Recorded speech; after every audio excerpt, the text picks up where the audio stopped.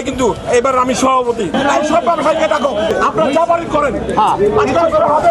করেন। মাহে রমজানকে কেন্দ্র করে রমজান কেন্দ্রিক যে ছোলা, চিনি, ভোজ্য তেল, অন্যান্য যে পণ্যগুলো ভোক্তাদের ব্যাপক চাহিদা থাকে, তো সেই চাহিদার প্রেক্ষিতে মূলত আমরা মৌলভীবাজার যে ডিলার পয়েন্ট গুলো রয়েছে সেখানে মূলত তদারকি করতে আসলাম, যাতে মহাপরিচালক মহোদয়ের নির্দেশনায়।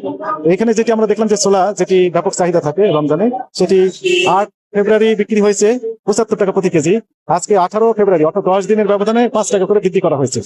এবং বৃদ্ধি করার যে কারণগুলো ব্যবসায়ীরা বলছেন যে তারা বেশি দামে ক্রয় করেছেন, কিন্তু ক্রয় করার সপক্ষে কোনো ডকুমেন্ট তাদের কাছে নেই, অর্থাৎ টাকা ক্যাশ মেমো রাখার যে বিধান ছিল সেটি তারা মানে নাই। এই কারণে 2 প্রতিষ্ঠানকে জরিমানা করা হয়েছে। একটি 10,000 টাকা জরিমানা আরোপ করা হয়েছে। উনি বলছেন ঠিক আছে, আমাদের ভুল হয়েছে, এগুলো কারেকশন করবো। আরেকটি প্রতিষ্ঠানে যেটাতে গেলাম, একই রকমের সিচুয়েশন, অর্থাৎ তাদের কাছে কোনো টাকা ক্যাশ মেমো নেই, তারা শুধু মৌখিক ভাবে বলছেন যে বেশি দামে ক্রয় করা, কিন্তু ক্রয় সপক্ষে কোনো ক্যাশ মেমো তাদের কাছে নেই। কিন্তু অনেক পরে আসার সময় তারা কিছু ক্যাশ মেমো নিয়ে আসতেছেন যেখান থেকে ক্রয় করছেন তাদের কাছে, তো ক্যাশ মেমো তো বানানো যায়, এটা অ্যাকসেপ্টেবল হবে না বলে দিয়েছি আমরা। তারা ওই যে ব্যবসায়ী সমিতির সভাপতি আসলেন, আপনারা তো দেখলেন, এসে হইচই করার চেষ্টা করলেন। আমি বললাম যে হইচই করার দরকার নেই, দোকানপাট বন্ধ করার দরকার নেই, যেহেতু রমজানের আগের দিন এখানে অনেক পণ্য রয়েছে যেগুলো এসেনশিয়াল, তো সেগুলো বিক্রি করেন, আপনার বিরুদ্ধে আমরা আইনগত ব্যবস্থা নেব। এবং ভাইস প্রেসিডেন্ট সাহেব ফোন দিলেন, উনি বললেন যে ঠিক আছে স্যার, জরিমানা টাকা আপনার অফিসে পৌঁছা দিবে। আমি সরি, ভুল হয়ে গেছে। Thank you. জনস্বার্থে আমাদের অভিযান অব্যাহত থাকবে।